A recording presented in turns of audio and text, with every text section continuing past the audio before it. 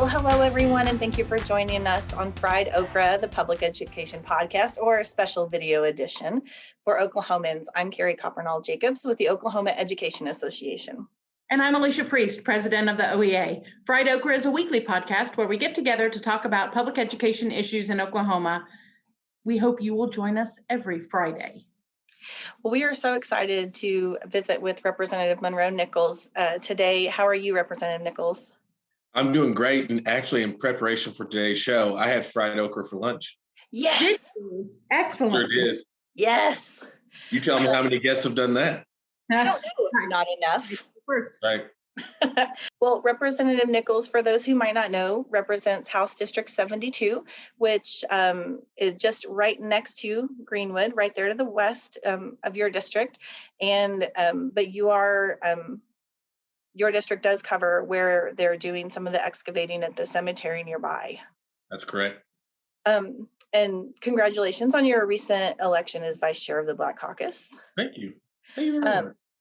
So we wanted to ask you, growing up, what was your experience as a student with learning about Greenwood? Was that something that came up in school for you? Yeah, what's really interesting, and well, again, thank you for inviting me on. I actually grew up in Central Texas, right? Mm-hmm. And what was really interesting about that is that not only did I have what was taught in schools, but we used to take like the Black History tours, and go to Atlanta and go to Alabama, go to all these places. Wow. And never ever heard in all those travels about what happened here in Tulsa. So it blew me away. It wasn't until I was in college, and I think kind of found out about Black Wall Street kind of completely separately. It had nothing to do with that. And that's how I learned about at the time what was referred to as the Tulsa Race Riot. Mm-hmm. And it blew me away because there's a lot of folks who were from here who hadn't been taught about it, had maybe like heard the term, but like I don't think ever understood the full weight of what happened there and what was there before it was gone. Yeah. And even when I started working in the mayor's office, my first job out of college, most of the folks who worked in the mayor's office, many of whom were, had grandchildren even, who actually weren't super aware of the Tulsa Race Massacre.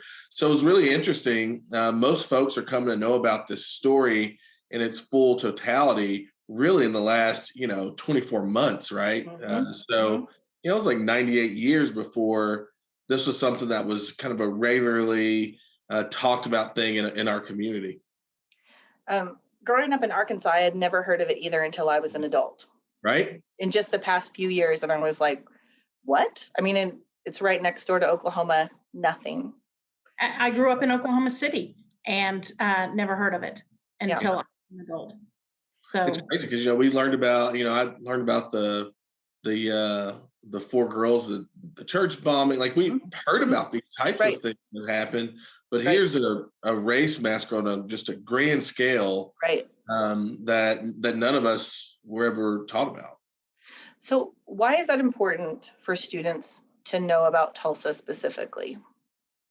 I think that it's almost like that's almost a tough question to answer because it just is so important, right? It is so much about who we are as a people. It doesn't mean that white people are evil or anything like that. Sure. But it's important for us all to understand how we got to where we are, right?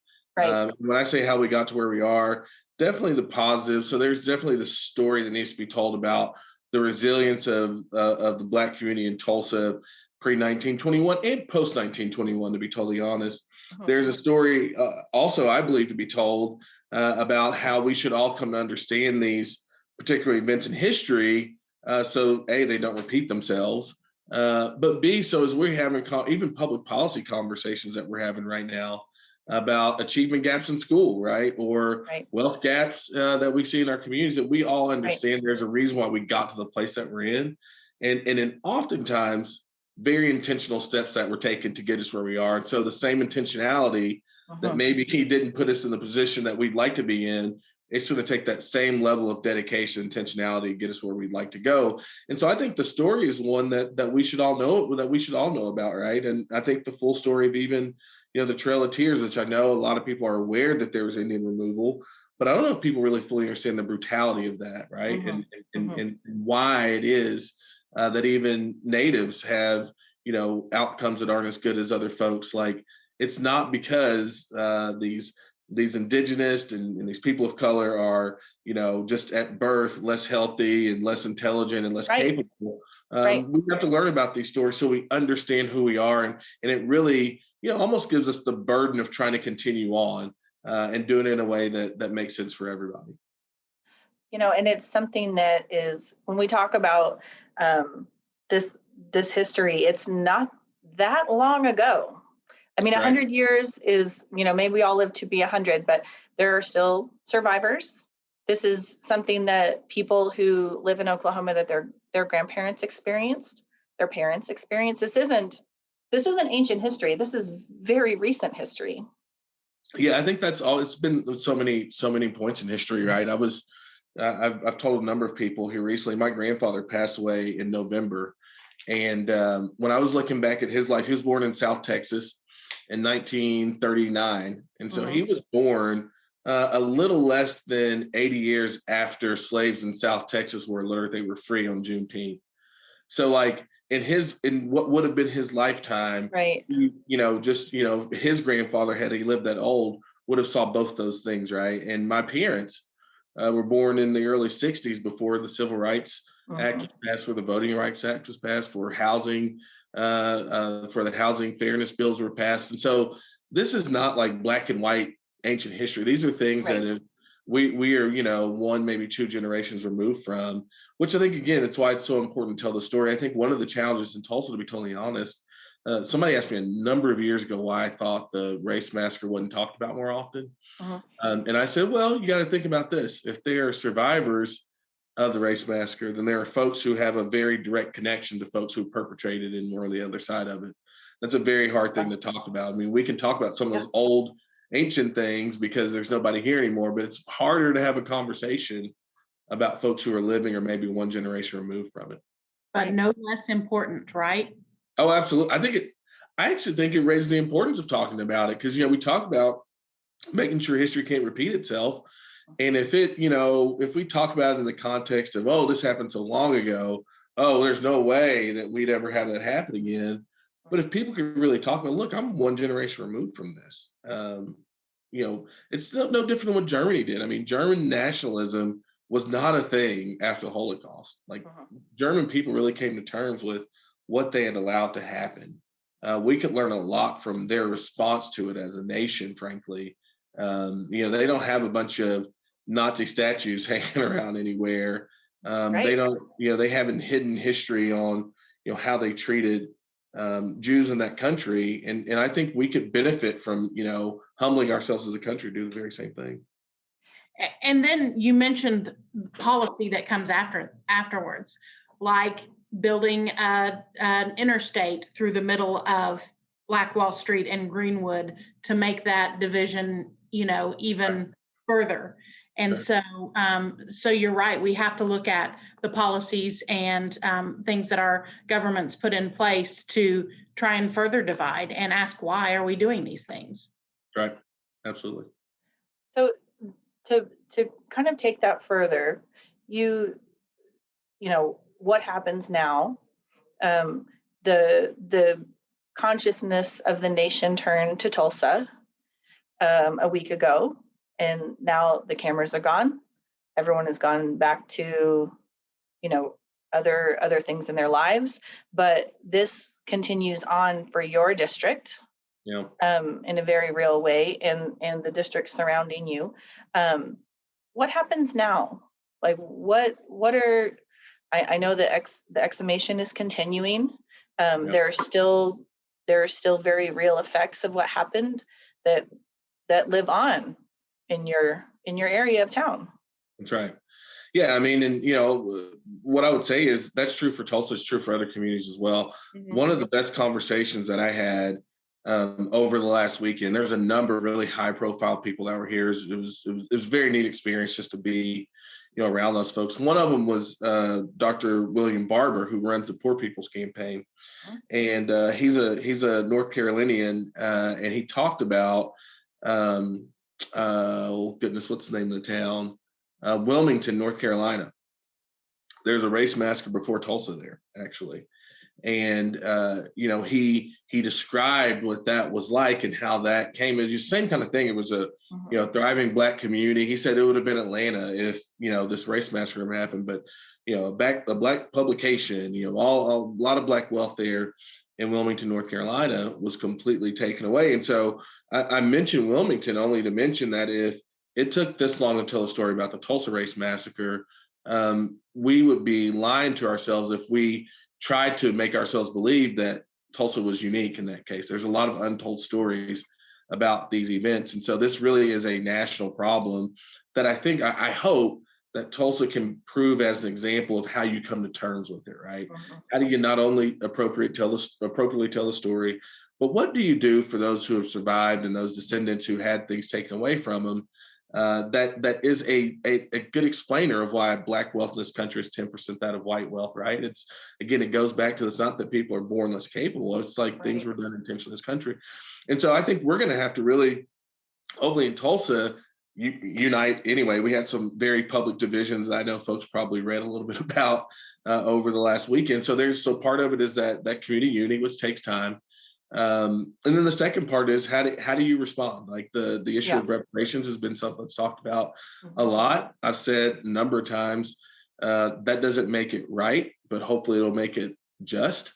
Sure. And then moving on from there, I think if we were to look at all of our policies across the state, all our policies at local communities, even federal policy, and if we drew back some of the origins of some of those things, we'd probably find that things needed to change based on that, right? But we see in data right now, you all are educators. I'm one who believes that all roads lead back to education, even in telling these kind of stories, but also, frankly, addressing the inequity that we see every day in our communities. I've always said there's only one place where every social problem facing us as a state and as a nation ends up every day, and that's school. That's the only place where every last one of them end up every day. And so schools are ground zero, right, for how we begin to right wrongs of the past. And that's the reason why some of the, we talk a lot about 1770, House Bill 1775. And I was just going to ask about that. Yeah. Right. That's why that's so important, right? Like if we can't tell the story, if we can't fully explore those things in an educational academic setting, where else are we going to do that? Right. People do that at work. People don't necessarily do that at church. You don't do that. And so if we wonder how a Charlottesville can happen, like how these things can happen, it comes from, I deeply believe, us pulling back on what we are allowing educators to do every day. And I'm glad you brought up 1775 because that push across the country is happening, but it seems like in Oklahoma, the timing of it is especially targeted. Yes. Yeah. I was trying to self-censor here. It feels very pointed with how is a lawmaker when you're we've been talking about what do policies look like across the board. How as a lawmaker do you face that down? It's hard. 1775 from the first time it was introduced in its first form, which was a completely different House bill at the time. Just the idea itself, I thought was just a disgusting idea, right? And part of it was the fact that we were coming up on the centennial, but even if it weren't for the centennial, it still would have been a terrible public policy idea. The other thing that I think is important, it's not necessarily my story to tell and talk about, but this talked also a lot about the LGBT community as well, right? And we have a member who has made history in the Oklahoma House, from non-binary Muslim member elected to a state legislature. And this is how we welcome that history that we made. So we have, history there, and we are looking at the eyes of history 100 years after the massacre. And in that year where we had those two things working, right, we decided to do something like 1775. I thought it was, one of the great failures of leadership And it was one of those times where, you almost want to question. I've generally had this attitude that there's 82 members of the House that disagree with me on a lot of things.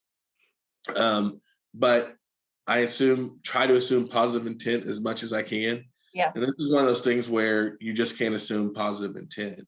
Right. Whether it's the targeting of a member and pushing back there, or if it's saying, hey, all the positive things that we could be talking about, even though we, in the context of a massacre, we can't talk about those things because you all want to push forward a piece of legislation that's not solving one problem in Oklahoma, Right. or anywhere else in the country. So what, you had mentioned it, everything that's happening in our world gets centralized at school. Our teachers, our support professionals, everything that's happening in the world shows up every day in class with our students. So in our world. Yes. Right. And what message would you have for educators who are, well, now hopefully they're taking a well-earned rest over the summer, but yeah. these are big, hard conversations that their students want to have and need to have. And 1775 made a lot of educators feel very demoralized and frustrated. What's your message to those folks as they go back to the classroom in the fall and they're gonna, this is gonna come up in their classrooms? Yeah. I mean, first of all, thank you to everybody who is playing any role in educating children across the country, and definitely across the state. If it weren't for educators, there's so much progress. There's so many highlights of my legislative career that can be drawn back to educators standing up for kids here in this state. And so I have a deep appreciation. I took my son and 5 friends to Dallas for his birthday a couple weekends ago. And that was about a 36-hour, 48-hour trip that, I thought about jumping off a bridge a couple different times. How old are they? They're all 13 and 14 years old. Oh my word. Yeah. God bless you. That So, is bold. That is a bold, brave move. It's what teachers do every day. And I know the job was hard. And when I did that, I was like, my goodness, I just wanted to just take them all somewhere and just drop them off, like at their house, at a construction site, whatever. And they're all great kids, right? It's just, right. It's crazy having to, be paranoid that nothing bad's going to happen, but also take care of, but also don't do that. Don't touch that. There's so much that I'm just like, oh my God, like I can't imagine getting past all that and then trying to teach somebody math, right? Like I don't even know what that's like. So deep appreciation for teachers. I guess I would start my advice with this. Every effort that's ever been made to hold people down has started with making sure they don't get educated. And so, I think that educators are the protective of every freedom that we have. So, there's part of me that says, well, I'm not going to encourage people to break the law. But right. I think it's great to have conversations with young people about why those kind of laws exist. Where do they draw their origins from? And I think that educators and young people can be a very powerful force in pushing back on this kind of stuff in the future. I think that kids, every generation, I'm like, oh my God, kids will make this state better, but they won't make it better unless we empower them and equip them to do so. And that starts with educators. So I hope the educators, look, don't break the law and get yourself into trouble. But whatever that water's edge is, wherever that water's edge is, I encourage you to, put your toes there. Maybe even let the waves kind of hit you, maybe up to the ankle a time or two. But that's what I would encourage. I just think that the role that educators play is one that is, it is so far beyond what they get paid. That's just like, I can't even imagine. But that would be my advice to push the envelope a little bit, because it's not just the kids that depend on it. Literally every last one of us are depending on you doing that. And our future depends on it. The beauty of 1775 is that we can teach our standards. Yeah. And so you can teach literature standards and grammar and composition standards and use curriculum of your choice, you know. And so that is a good way to, as you say, put your toe in the water. Yeah. And you know, give it a little swirl, make some good trouble. I mean, that's what I'm saying. I mean, the speed limit says 75, but if you go 84, it's probably not going to pull you over. You know what I mean? Oh, I would go 76 and a that's a whole half different discussion. because I'm dangerous. Yeah, well, hey, I'm just saying. Well, we want to thank you so much for the work that you do at the Capitol, for your advocacy for public ed. You're a friend of public ed, and we appreciate it very much. Well, I appreciate you all. Like, I don't know what. Actually, we wouldn't do anything. We wouldn't know how to do anything if it weren't for educators. I mean, it just is so much of who we are. And again, I don't know how you do it.